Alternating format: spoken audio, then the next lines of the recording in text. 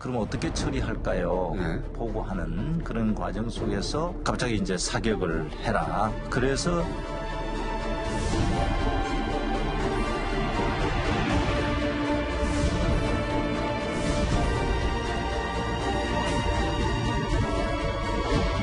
우리 군이 획득한 첩보사항에 사살, 사격 등의 용어는 없습니다.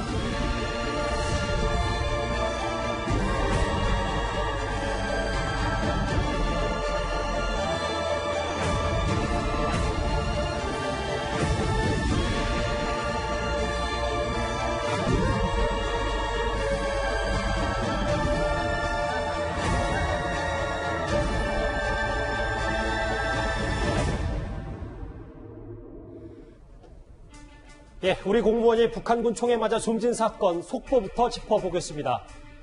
북한군 현장 지휘관이 상부에서 사살 지시를 받고 그걸 확인하려고 되묻는 정황까지 우리 군 당국이 파악했다. 관련해서 이 보도가 이곳저곳에서 어제 쏟아졌습니다. 그런데 청와대는 일단 부인하고 있는데요. 여당 소속 국방위원장의 목소리부터 먼저 듣고 오겠습니다. 국방부에서는 어떻게 했냐면 이제 군으로 이제 이첩이 돼가지고요. 예. 상부에 예. 보고를 하면서 예. 그때는 이미 이제 전역이 된 거죠. 예. 인계받아가지고 그럼 어떻게 처리할까요? 예. 이런 어떤 상부에 보고하는 그런 과정 속에서 갑자기 이제 사격을 해라. 그래서 고속 단정이 와서 사격을 했다. 이렇게 저는 보고를 받았습니다. 국회 국방위원장도 저런 언급을 할 정도로 이현정 의원님. 네. 일단 청와대와 국방부 측은 이런 언급, 첩보는 없었다라고 강조를 하고 있지만 이 비슷한 내용의 첩보가 국회에 보고된 건 맞는 겁니까? 그렇습니다. 지금 민홍철 국방위원장이 뭐 본인이 상상으로 저런 이야기를 한 건 아니지 않습니까? 국방부에서 당연히 보고를 했기 때문에 본인이 저 이야기를 한 거죠. 그러니까 지금 북한 측이 지난번에 그 25일날 보낸 전통문에 따르면 자신들의 정장의 판단, 정장이라는 게 우리가 한 대위급 돼요. 배에서 이제 총 지휘하는 이제 그 사람인데 이 정장의 판단에 따라서 바로 이제 사살을 했다는 거 아니겠습니까? 그게 북한 측의 입장이었고 또 자신들의 원칙에 따라서 소각했고 뭐 이런 등등 이야기를 했지 않습니까? 거기에 대해서 김정은 위원장이 미안하다는 이야기를 했잖아요. 자, 근데 지금 국방부가 입수한 정보, 국방부 여러 방에서 입수한 정보에 따르면 실제 처음에 어떤 그 상황과 그 다음에 사살 자체가 결국 정장의 판단이 아니라 상부의 판단에서 됐다는 것이죠. 예. 그럼 그만큼 우리가 6시간이라는 시간 동안 그렇다면 지금 국방부에서는 처음에는 구조하려고 하다가 나중에 상황이 바뀌어서 자신도 당황했다라는 이야기도 하고 있지 않습니까? 그럼 뭐 진위협을 떠나서 사살이라는 말이 있냐 없냐 말을 떠나서 어쨌건 간에 이 상황 자체는 결국 정장의 판단이 아니라 상층부의 판단에 따라서 사살이 이루어졌다는 게 확인되는 거 아니겠습니까? 그렇죠. 그렇다면 지금 북한이 보낸 전통문은 사실이 아니다는 것이죠. 신 박사님, 근데 이제 우리 정부 당국은 해명을 계속하고 있습니다만 뭐 죽이라고요? 정말입니까? 어떤 단어가 써있는지 저도 정확히 모르겠어요. 근데 이게 정말 실시간으로 감청을 했는지 안 했는지 이게 되게 중요한 얘기 아닙니까? 감청은요, 되면 실시간으로 되는 거예요. 왜냐하면은 북한 선박의 통신을 저희가 확보하는 거잖아요. 그렇죠. 그 통신이 실시간으로 이루어지는데 관건은 우리가 암호를 해독하느냐 못 해독하느냐 그것에 있는 거고, 우리가 해독할 경우도 있고 북한이 또 암호를 바꾸면 해독을 못하는 경우도 있겠지만 해독을 할 경우에는 실시간 해독인 거죠. 예. 그렇기 때문에 중요한 것은 그것을 확보한 정보 당국이 합참이나 청와대에 언제 알렸는지 그게 중요하고요. 그렇죠. 그것을 정보를 받아본 합참이나 청와대가 대응 조치를 언제 했는지 이 시간대가 확인이 되면 정부의 조치가 적절했느냐 아니냐가 나올 수 있는 거죠. 그 얘기인즉슨 정말 실시간으로 감청이 됐다면, 일부 보도에 따르면 실시간으로 감청이 됐으면 무대응 논란이 휘말릴 수 있고, 아니다 조각조각 첩보를 맞추느라 좀 힘들었다 그러면 그 무대응 논란, 왜 아무것도 하지 않고 가만히 있었냐, 이 논란에 좀 벗어날 수 있는 거예요. 예, 그렇게 봐야겠죠. 그런데 이번과 같은 경우는요, 성격이 좀 달라요. 이 조각조각 모은다는 것은요, 이것처럼 통신 감청은 통신의 전반적인 내용을 감청할 수 있기 때문에 거의 확실한 감청인데, 조각조각 모아야 되는 것은 소위 말하는 휴민트, 인간 정보는요, 확실하지 않거든요. 그렇기 때문에 그것은 다른 보강 증거하고 조각을 모으는 그런 노력이 필요한 거죠. 그런 점을 고려할 때 우리가 통신을 확실히 감청을 했고, 예. 해독을 했다면은 어느 명령 체계까지 보고가 됐고 대응을 어떻게 했느냐, 그것이 판단 기준이 되어야 된다고 봅니다. 거기서부터 책임 여부를 좀 가려야 되는 거고요. 알겠습니다. 군의 감청 내용에 따르면 현장 지휘관의 판단으로 사격했다는 북한의 주장은 거짓이 되는 셈입니다. 야당도 북한의 통지문 내용은 날조 가능성이 높다 이렇게 공격했습니다. 시신 불에 태운 거. 국방부 입장은 바뀐 거 없잖아요. 저는 지금 북한이 확보하고 있다고 봅니다. 또 마친다는 건 거의나 불가능합니다. 아니면 4, 5m가 아니라 매우 가까운 근거리에 가서 정확히 젖은 사살인 겁니다. 우리 군인들은 정장의 결심 불법 침입자를 향해 사격하였으며. 그럼 장해찬 평론가님, 단순히 비교했을 때 이 국방위원회, 정보위 관계자들의 전원이 다 사실이라면 북한은 일단 거짓말도 한 거고 은폐도 한 거고 뭐 이런 셈이네요. 그러니까 아무래도 꼬리 자르기를 시도하는 것 아니겠습니까? 정장의 단독 판단으로 사격을 했다고 해야 북한 상부, 나아가서 김정인 위원장의 책임이 낮아지는 것이고 작아지는 것이기 때문에 만약 지금 우리 국방위 관계자들이 입수한 첩보나 보고받은 내용대로 해군 상부로부터, 사령부로부터 지시가 있었다면 그 책임에서 김정은 위원장도 결코 자유로울 수 없거든요. 그 보고와 지시가 김정은 위원장까지 과연 갔느냐 안 갔느냐가 또 다른 쟁점이 될 수도 있는 부분입니다. 따라서 북한에서는 그 책임을 최대한 이 현장의 대위에게 전가하고 싶을 것이고 우리 정부 같은 경우도 이 북한의 통지문을 받으면서 이건 김정은 위원장은 몰랐을 거야라는 말을 하고 싶기 때문에 그래서 이 정장의 판단 아니겠느냐는 것을 좀 믿고 싶어할 가능성도 있다고 봐요. 하지만 이미 국회 국방위에 지금 여당 소속 위원장도 위에서 지시가 나와 있는 것 같다 이렇게 말을 하고 있고 통지문의 다른 내용을 보게 되면 80m 거리에서 이야기를 들었다 해상 상황을 고려했을 때 전혀 불가능하다는 건 누구나 다 알고 있는 사실이죠. 그리고 북한에서는 우리 공무원 이모 씨가 대답을 제대로 안 하고 얼버무렸다고 했는데 우리 측 첩보를 보면 이 공무원의 이름과 신상을 아주 소상히 북한이 파악하고 있다고 합니다. 그래서 월북 의사가 있었던 것으로 우리 군에서는 추정했다고 하지 않습니까? 그러니까 통지문에 나와 있는 내용 하나하나 다 거짓말인 게 다 드러나고 있어요. 그렇다면 여기서 두 가지가 남는데 김정은 위원장이 미안하다고 두 번 한 거는 그럼 거짓말이 아니겠느냐. 그리고 시신을 소각하지 않았다. 본인들은 부유물을 태웠을 뿐이라고 했는데 통지문에 있는 나머지 내용이 다 거짓말인데 그것만 진실일 가능성은 아주 낮지 않겠습니까? 그러니까 여러 통지문 자체 진정성이 떨어진단 말이죠. 그렇죠. 통지문 전체를 우리가 사실상 북한이 꼬리를 자르게 하고 책임을 회피하기 위한 면피용 통지문으로 봐야 될 그럴 정황들이 하나 둘 파면 팔수록 쌓이고 있는 상황인 것 같습니다. 신봉철 박사님, 이게 헷갈리잖아요. 국민들 입장에서. 저도 그런데 그럼 좀 더 진실에 가까이 간다고 가정을 했을 때 희한하게 청와대도 아니라고 하는데 국방위 관계자의 전원을 통해서 이런 얘기가 나오는 건 제 가정이 맞는지 한번 확인해 주십시오. 군은 분명히 감청을 했고 근데 이렇게라도 우회적으로 전달이 돼야 나중에 본인들 국방부 입장에서도 책임 소재로부터 자유로울 수 있으니까 이런 얘기를 국방위원회를 우회적으로 전달한다 이렇게 봐도 되는 겁니까? 예, 그렇죠. 그러니까 군은 자기들이 확보한 정보를 왜곡해서는 안 된다는 의무감이 있는 거예요. 아하. 그러니까 있는 그대로를 전하는 과정에서 저런 말들이 새어 나온다고 보고요. 예. 저는 군의 초기 발표가 정말로 정확했다고 봅니다. 왜냐하면 그때 합참작전본부장이요. 그렇게 얘기했어요. 여러 경로를 통해서 얻은 첩보를 종합해서 했다고. 그것은 나름대로 자신이 있기 때문에 확실하게 이야기할 수 있었던 것이고 정부의 입장이 오히려 바뀌는 것은요. 김정은의 사과 통지문이 온 이후에 다른 목소리가 나오는 거잖아요. 따라서 신뢰도가 낮아진다고 봅니다. 이게 여러 채널이라는 건 여러 루트라는 건 우리 군뿐만 아니라 뭐 미국의 첩보 이런 것까지 다 포함한 걸 말씀하시는 예, 거죠? 그렇게 봐야겠죠. 알겠습니다. 그런데 오늘 추석 연휴 첫날이잖아요. 연휴임에도 오늘 국방부가 이례적으로 이 사실과 관련해서 재차 반박을 했습니다. 첩보에는 사살 등의 용어가 없었다는 건데요. 사살 관련 첩보를 인지하고도 군이 아무런 대응을 하지 않았다. 이 지적에 강한 유감까지 표현을 했습니다. 우리 군이 획득한 첩보사항에 사살, 사격 등의 용어는 없습니다. 총격했을 정황, 불태웠을 정황들은 단편적인 여러 조각 첩보들을 종합 분석하여 얻은 결과이며 군이 마치 CCTV를 보듯이 실시간 현장을 보면서도 아무런 대응을 하지 않은 것처럼 사실을 왜곡한 것에 대해 저 부분이 가장 큰 논란이기 때문에 김건희 교수님, 오늘 국방부가 휴일임에도 적극 반박했다. 이렇게 해석해도 되는 겁니까? 그러니까 저는 국방부가 이런 용어에 왜 이렇게 민감한지 모르겠어요. 그러니까 사실은 총살을 한 것이 중요한 것이고 죽인 것이 중요한 것이고 그 과정 속에서 죽이라는 메시지가 왔기 때문에 정장이 사살을 하지 않았겠어요?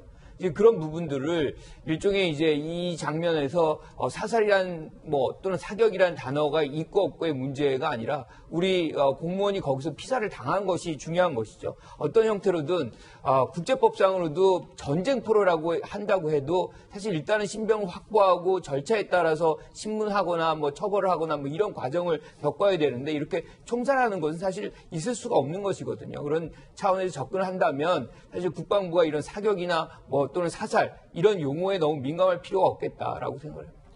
이현정 의원님. 네. 그러니까 죽이라고요? 알겠습니다. 이런 사살, 사격 단어는 없었지만 그와 비슷한 단어들이 감청을 됐을 가능성이 있잖아요. 근데 그렇습니다. 네. 제가 궁금한 건 이 부분이에요. 그러면 우리 군의 정보를 정부, 청와대도 알았을 텐데 그럼 북한이 분명히 통지문에 거짓말을 한 셈인데도 통지문에 대해서 미안하다는 사과에 긍정적인 평가를 했다. 좀 이 부분일 겁니다. 그러니까 결국 이제 지금 그날 이 시신이 소각됐다고 주장하는 그 시간 이후에 청와대에서 새벽에 긴급 안보장관 회의가 열립니다. 자, 그 회의에서 이제 어떤 방향이 결정이 됐고 아침에 대통령한테 보고가 됐다는 거 아니겠습니까? 아시겠지만요, 이 지역은요, 연평해전 1차, 2차 연평해전, 천안함 폭침, 우리 서해 같은 경우는 정말 최첨단 이 정찰 자산들이 다 모여 있는 곳입니다.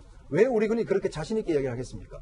그 여기 또 우리나라만 있는 게 아니라 미국의 정찰 자산들도 계속적으로 보고 있습니다. 왜냐하면 워낙 이 지역이 민감한 지역이기 때문에 그동안 수차례 연평도 포격, 천안함 폭침 등등이 있었기 때문에 정말 우리가 최첨단 여러 가지 정찰 자산들이 다 포진이 되어 있으면서 일거수일투 보고 있어요. 그런데 강민석 청와대 대변인이 무슨 이야기를 했냐면 우리가 본 거는 불꽃밖에 없다 이렇게 이야기를 했어요. 아니 이게 말이 되는 소리입니까? 그러면 그동안 우리가 이 많은 국방비를 해서 단지 그 불꽃 하나 보려고 이 군이 지금 있는 겁니까? 스스로가 어떤 면에서 기능에 대해서 이 깎아내리는데 저는 그거는요, 어떤 면에서 보면 아까도 말씀하셨지만 정말 25일 날 김정은 메시지 이후에 청와대가 거기에 맞춰서 정부가 거기에 맞춰서 모든 걸 움직이려다 보니까 자꾸 이런 무리수가 나오는 게 아닌가 하는 생각이 들어요. 왜냐하면 군은 지금 이야기하고 있지 않습니까? 우리 변한 거 없다라고 이야기를 하고 있음에도 불구하고 자꾸 다시 점검해보겠다, 다시 재해석해보겠다 이런 이야기를 하는 게 뭐냐면 지금 청와대 입장에서 보면 지금 북한의 전통문에 대해서 신뢰를 하고 있는 겁니다. 그러니까 거기에 맞지 않는 우리 측 정보를 오히려 더 부정하고 있는 상황이거든요.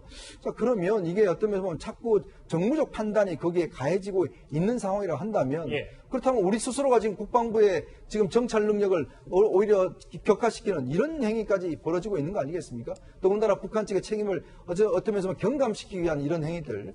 저는 그렇기 때문에 자꾸 이렇게 청와대가 이런 것들을 하는 것 자체가 굉장히 국민들 눈에는 우리 스스로 우리 자체를 깎아내리는 걸로 보여줄 수 있다. 이런 판단이 듭니다. 김가람 교수님. 청와대가 지금 북한의 통지문 내용을 신뢰하거나 믿거나 이렇게 하는 것 같지는 않습니다. 좀 생각이 다르시군요. 그렇죠. 지금 이제 국방부가 내놓은 안들이 있잖아요. 발표 내용이 있습니다. 그런데 지금 통지문의 내용과 굉장히 여러 가지로 차이가 나요. 그러니까 정부에서 지금 얘기한 게 뭐냐면 재조사를 해라. 그리고 만약에 필요하다면 그러면 남북 간 합동조사를 하자.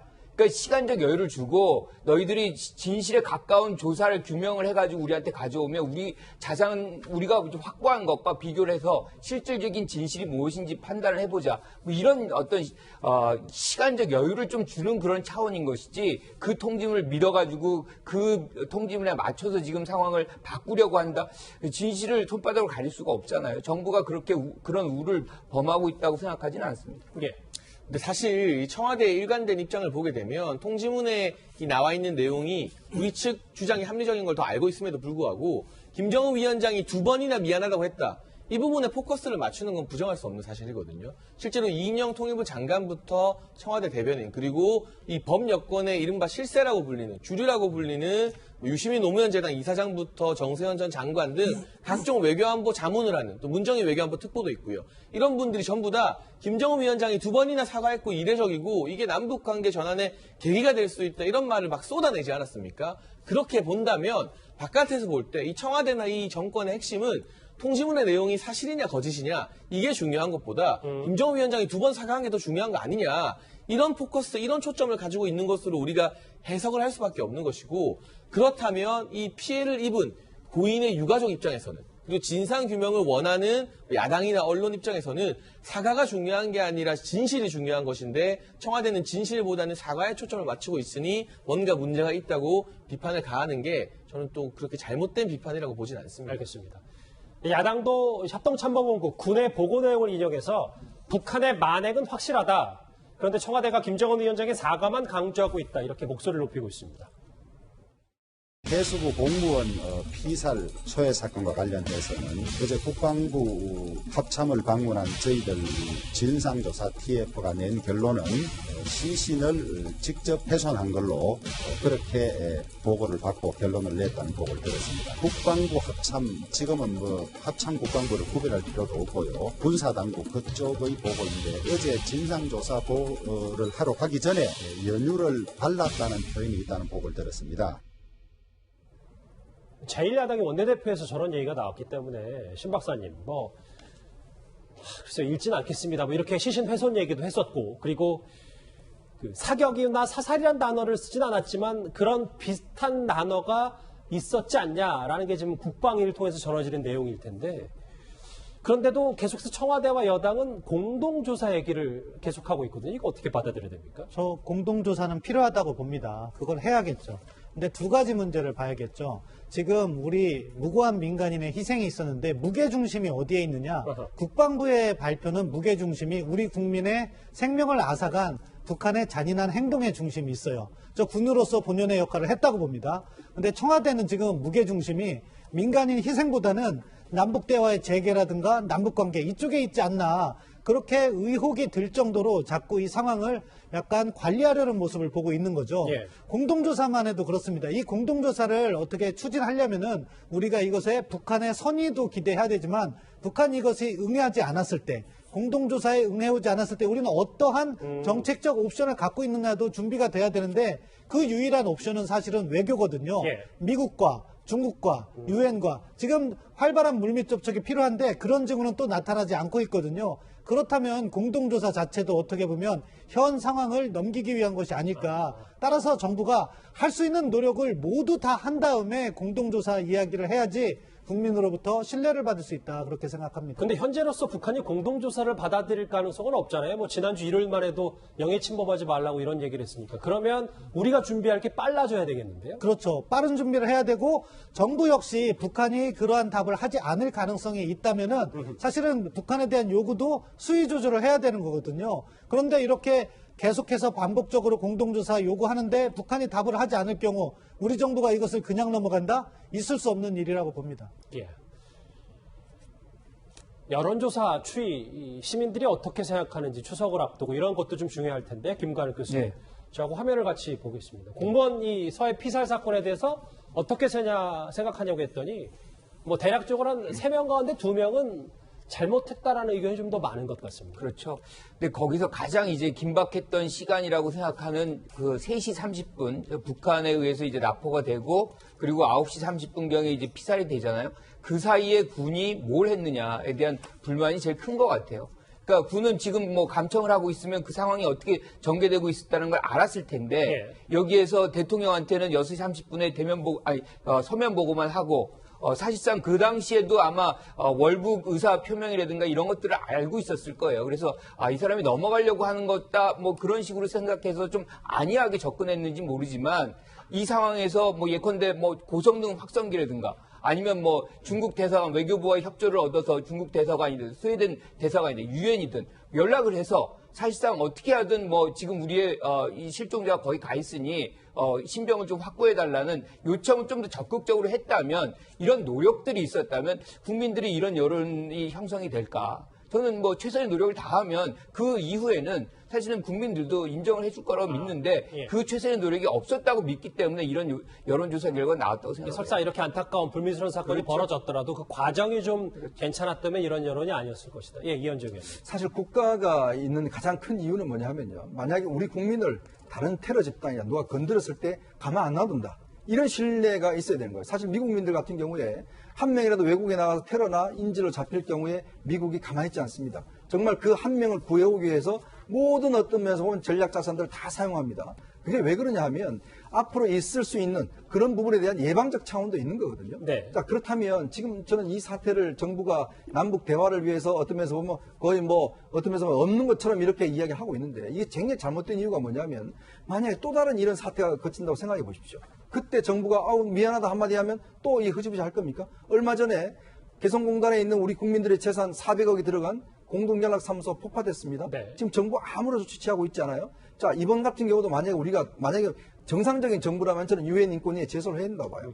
정말 어떤 면에서 보면 저 천인공무원 일 아닙니까? 그러니까 재발 방지를 위해서라도. 그렇습니다. 우리 국민들이 그럼 외국에 나갔을 때 다른 테러 집단으로부터 이런 일을 당했을 경우에 네. 정부가 구해준다. 이런 신뢰가 있어야 되잖아요. 근데 상대방이 사과하면 그냥 없었던 일로 한다? 북한이 없었던 일로 한다? 그럼 앞으로 북한이 이렇게 또 이런 일을 저지르면 그때는 어떻게 할 겁니까?